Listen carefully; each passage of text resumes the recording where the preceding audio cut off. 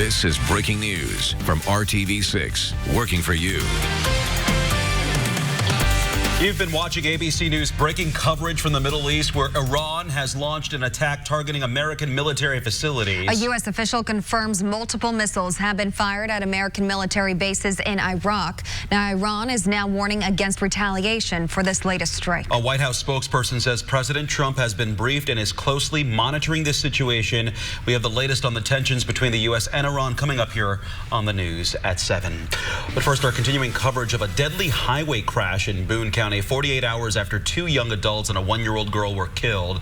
The man investigators blame is now formally charged with reckless homicide in this 9-vehicle wreck. And the Boone County prosecutor filed the felony charges against 34-year-old truck driver Matthew Small today.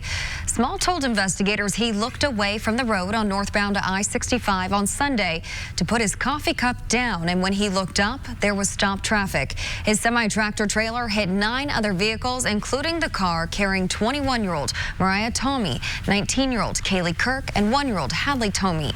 All 3 died in that crash. And reckless homicide is a level 5 felony, so if that driver, Matthew Small, is convicted on all 3 counts he has been charged with, he could face a maximum sentence of 18 years in prison. And also new today, the trucking company that the driver works for issued a statement. VL Trucking Inc. says, quote, "Our deepest thoughts and prayers go out to all of those affected by this tragic crash.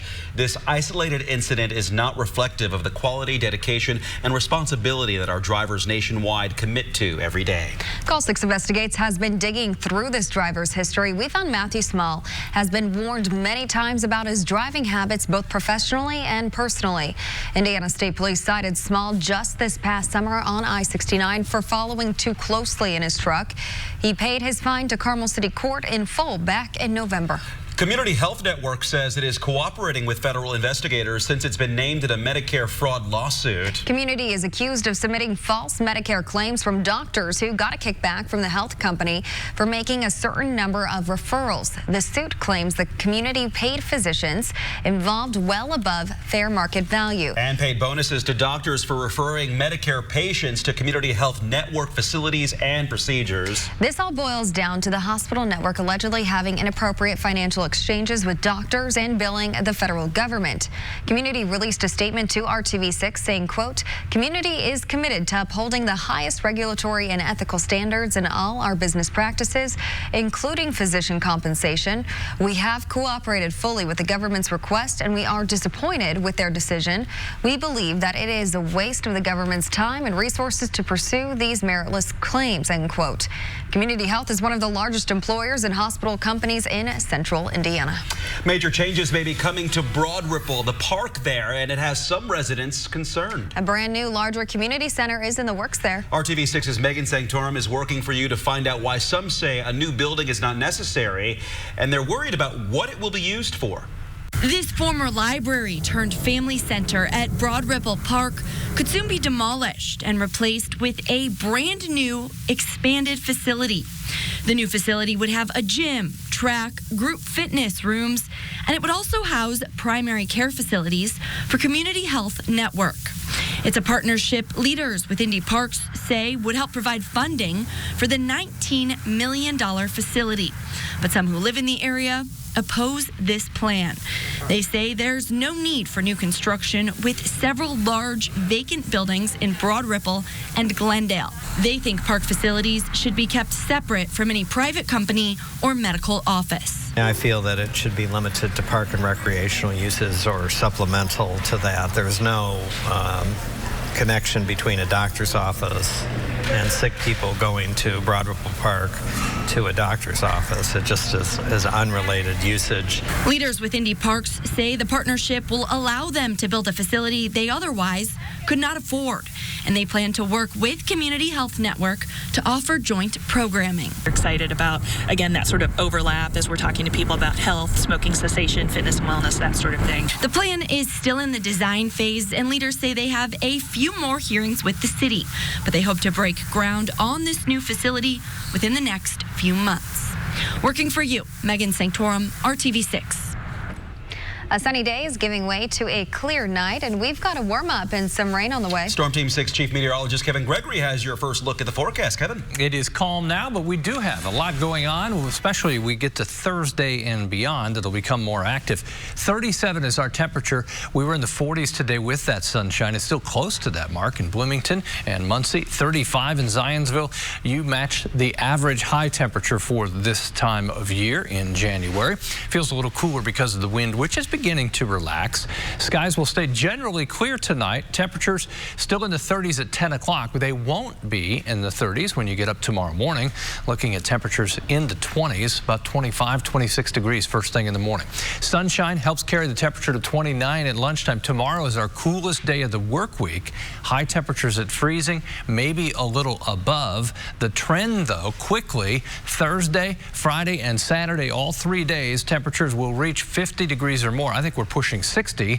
Friday and Saturday, something comes with that. We'll talk about our heavy rain potential coming up. $5,000 taken right out of a bank account by the wrong person. That's what one Indiana man says happened to him. So RTV6 is working to hold Chase Bank accountable. Mark Godby says a couple weeks back, he got an alert that $5,000 was taken out of his Chase Bank account in Wanamaker, Indiana. But he says he was at home at the time. The alert even came with a withdrawal slip filled out. But Mark says that's not his handwriting. The signature is illegible. My name is printed very clearly across the top of the withdrawal slip. You have to produce 2 types of identification for this to even happen. Mark said Chase was not returning the money or providing him with an explanation. Then RTV6 got involved. When we contacted Chase today, they tell us it was a, quote, isolated human error, and they are crediting Mark's account back the $5,000. Chase says it regrets this happening and is working to make it right. And some Madison County residents don't want a substance abuse facility to open near their homes. Leaders will vote tomorrow to decide the fate of the facility. And as Troy Washington explains, people living nearby want to know why other locations weren't considered. Sean Clemens says she wants to know why a substance abuse center is being put in her backyard. This is the wrong location. Madison County does need a rehab of this type. They need one for women as well. But this is not the right location. She lives less than a mile away from the former church retreat for disabled children that has stood empty for the last 3 years. It's a very nice facility. It's, the Aspire, the petitioners, they refer to it as Malibu. She thinks that's the attraction to the facility. Since learning of the plans in place, she got to work trying to stop the doors from opening for operation. Since September, residents say they've been fighting, and they say even if the facility gets the okay to open, they're not done with this battle.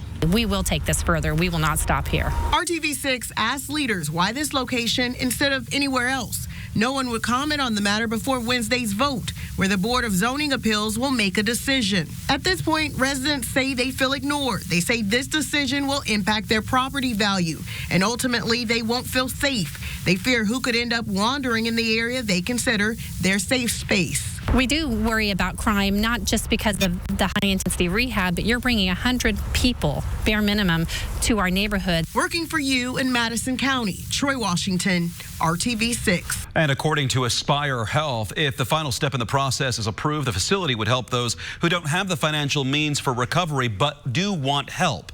They say it's an opportunity to provide a city that desperately needs those kinds of services. Nearly 600 acres of an Indiana forest that have been the center of controversy will now be designated as a high conservation value forest area. Yellowwood State Forest has been increasingly logged the last few years, drawing protests. But today we are learning the Division of Forestry is giving that HVC status to 591 acres of Yellowwood Forest. Being an HVC area means the top priority of forest management done there will be conservation and restoration of Yellowwood trees. The area is located in the southeastern part of the state forest, east of Crooked Creek Road. Coming up, Iran has retaliated against the U.S. We are taking a look at what led up to this latest escalation in the Middle East. And still ahead this half hour, Jeopardy is coming to RTV6, and it's the greatest of all time. Inside information from the top winners themselves and when you can watch Jeopardy tonight. That's all coming up when RTV6 News at 7 continues. Only on RTV6 News. Developing right now in the Middle East, U.S. officials are reporting that Iran has launched multiple missiles into Iraq, targeting troops at American military bases. We are waiting to learn how the Pentagon might retaliate. This comes as Iran says the airstrike President Trump ordered that killed one of the country's top generals was an act of war. ABC's Mona Kosar Abdi is in Washington with the latest on the back and forth between the U.S. and Iran that led up to tonight's attacks.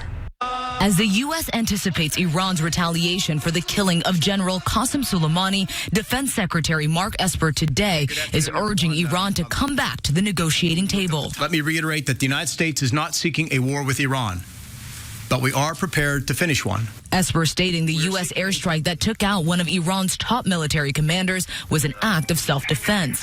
The Trump administration claiming it had information Soleimani was plotting to kill significant numbers of American soldiers and diplomats in the coming days. He was conducting, preparing, planning military operations. He was a legitimate target, and his time was due. But Iran's foreign minister Javad Zarif says it's the U.S. that crossed the line. Zarif, who was set to attend a UN Security Council meeting Thursday, was denied a visa to enter the U.S. This morning, Secretary of State Mike Pompeo wouldn't comment on the matter, but said Zarif is a propagandist of the First Order. Pompeo then dismissed Zarif's claim that Soleimani was on a diplomatic peace mission in Iraq when he was killed. Iraq's prime minister also has stated he had a meeting scheduled with the Iranian general the day he was killed to discuss de-escalating regional tensions. He was traveling with the head of Hezbollah. They weren't there to discuss a vacation. They were there to discuss bad business. And we saved a lot of lives. The Iraqi parliament took a non-binding vote to expel U.S. troops from the country. And on Monday, the U.S. delivered a letter to the Iraqi military saying they would respect that vote with plans on how they depart. But Esper says that letter was a mistake and the U.S. will maintain its presence. Our policy has not changed. We are not leaving Iraq. The president said today he wasn't aware of the draft Pentagon letter announcing the withdrawal of American troops from Iraq. Earlier, he said he wants the U.S. out of the country, but this isn't the right time. Mona Kosar Abdi, ABC News, Washington. Right now, people in Puerto Rico are bracing for the possibility of more strong earthquakes after a 6.4 magnitude quake hit this morning. And yesterday, a 5.8 earthquake hit the island. At least one person was killed by falling debris, and several homes have collapsed. The quakes also destroyed a beloved stone arch known as Puente Ventana along the coast. Now, these earthquakes are another blow to the island's electrical grid. It's still in rough shape after Hurricane Maria in 2017. The New York Times reports FEMA has paid out only 2% of claims in that recovery effort, and the Department of Housing and Urban Development has withheld millions. Coming up, more Midwestern libraries are jumping in on the front lines of dealing with the opioid epidemic. The measures they are taking next. And we're dry tomorrow. Then we'll start to focus on the return of rain. I'll have the timing of the first wave of that rain coming up. First bet risk-free when you join FanDuel Sportsbook today. This is RTV6 News at 7, working for you.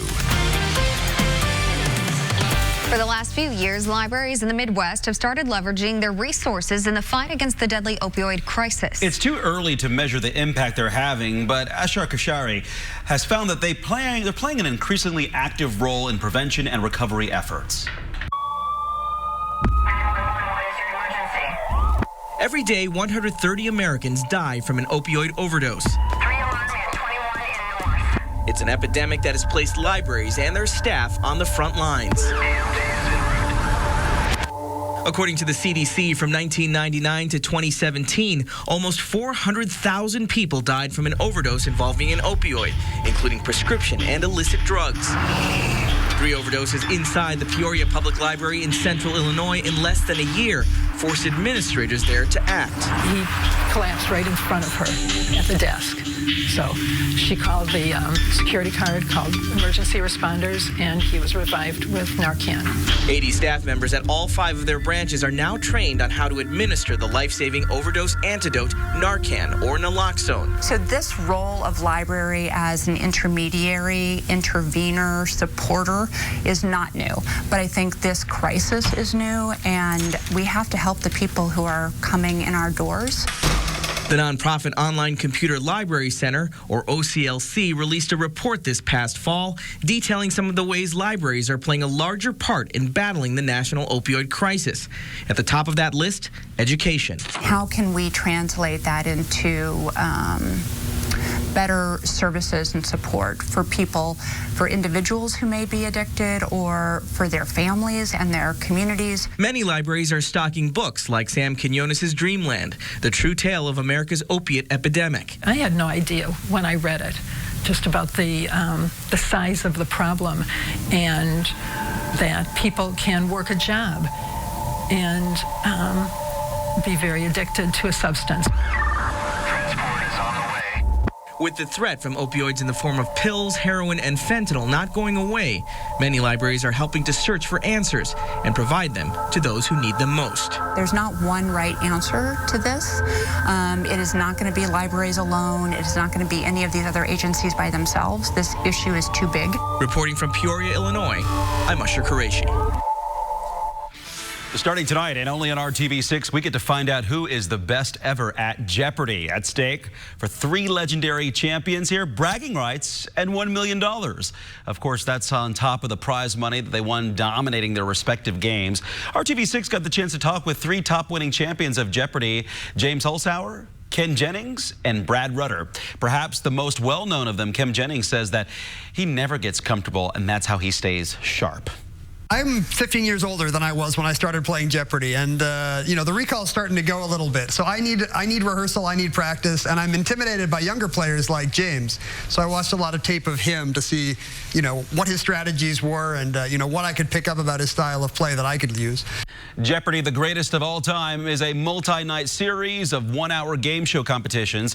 It starts coming up in about a half hour tonight at 8 o'clock, only on RTV6. Good night of weather ahead. Temperatures there in the 30s. We'll be in the 20s by tomorrow morning. We've got another stretch here, probably 36 hours, that will be dry before rain starts to headline the forecast. Lafayette's at 38. It's 40 down in Bedford. Closest area of snow coming off of Lake Michigan and southwest lower Michigan, and then from D.C. to New York City, some light snow. For us, as we followed the trail of potential rain, not expecting any tomorrow. Late Thursday, probably after 7 or 8 o'clock Thursday night. Then Friday and Saturday, I think we see 2 waves of heavier rainfall, and that may lead then to rainfall amounts in excess of 3 to maybe 4 inches. More on that in a second. 35 tomorrow, so coolest day of the work week still ahead. Then a quick and noticeable change in the temperature for Thursday and Friday. Even Saturday will stay very mild. It's warm air that can hold a lot more moisture than cold air, and that's what's going to bring this rainfall, and it should be widespread to central Indiana. From 7 o'clock Thursday night, get a wave of rain overnight, then another Friday night into Saturday, and these are potential amounts. Now keep in mind, you just walk through your yard and you can feel it. Ground is soft. At least some of the creeks, streams, rivers have had a chance to recede from our December rainfall after the snow, and that gives us a little bit of a cushion, but I do think we'll have some flooding as we go into the weekend. Storm Shield app is free. It goes right to your phone notification, so I would definitely pick that up if you don't have it. Tomorrow, nothing to worry about. You need your winter coat. Sunshine, temperature 28 at noon. Afternoon high temperature right at 35. The change starts Thursday. The first noticeable change, the increase in the wind speed. Out of the south, winds will gust over 30 miles per hour. That will grab hold of the warmer air, more moist air, and send our temperatures at 50 degrees or above, even from north to south. And then as we get into Thursday night, 7 o'clock, a line of showers. That expands by 11. The first push of moderate to heavy rainfall overnight into Friday morning. I think we'll see a little lull in the activity. Then Friday night and Saturday, more rain. The rain ends, though, by Saturday night, and that opens the door to colder but dry conditions on Sunday. 43 degrees. Monday, 49, basically dry. Our chance of rain will go up Monday night into Tuesday, but notice that within that, we're talking rain, not snow. I just can't believe we're almost hitting 60 at one point. Yeah, I think we made it to 50 or above 5 times last January, so we do this, but 60 is another target. Yeah. Okay. All right, thanks, Kevin, for that. Still ahead here. It's cold, it's dark, time to plan a vacation. We'll reveal the cheapest days and dates to fly. That plus one more check of your forecast with Kevin is next right here on RTV6. Hiring Hoosiers only on RTV6. It's that time of the year when you may be starting to think about vacation. Yep, especially trying to get to a warmer climate during these winter months. Well, go with your gut because it turns out it's a great time to act on that. Fair Compare has rounded up the best days and dates to get cheap flights. The best deals flying domestically are from now to the end of February. You might see slight increases around Valentine's and President's Day, but otherwise look for flights on Tuesdays, Wednesdays, and Thursdays for those best deals. Yeah, and those experts also say if you have to wait till the summer to travel, prices will start to creep up in early June with a big expected spike on June 22nd. So where are we going? With our weather Everywhere. this way, I think people are going to come visit Indianapolis. Come on to Hoosier State. Come visit us. Thanks for joining us here on RTV6 News at 7 o'clock. We'll be back at 11.